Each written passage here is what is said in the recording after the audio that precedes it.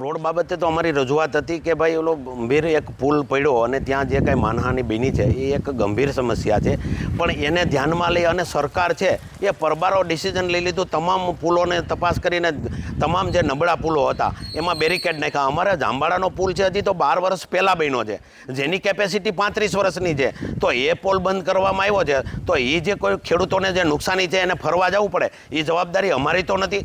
જે લોકો પુલ બનાવે છે તો એની સામે પગલાં લેવા જોઈએ, અને જે ખેડૂતોને અત્યારે સમસ્યા છે ફરવા જવું પડે છે તો એ તમામ ખર્ચ છે એ કોન્ટ્રાક્ટર પાસેથી લેવો જોઈએ, અને આમ પબ્લિકને જે ફરવા જવું પડે છે એના ભાડામાં એને ડિસ્કાઉન્ટ દેવું જોઈએ. મારી સરકારને રજૂઆત છે કે બામણાસા અને જાંબાળા તાલાળા ઉના હાઈવે સદંતર આજે 15 દિવસથી આ બંધ છે.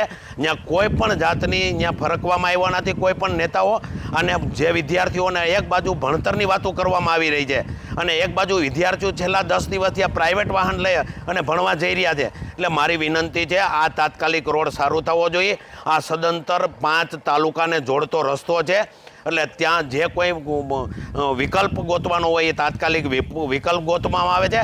માત્ર બેરિકેડ મારી અને બધા પોતાનો સંતોષ બધાની જવાબદારીમાંથી છૂટી જાય છે.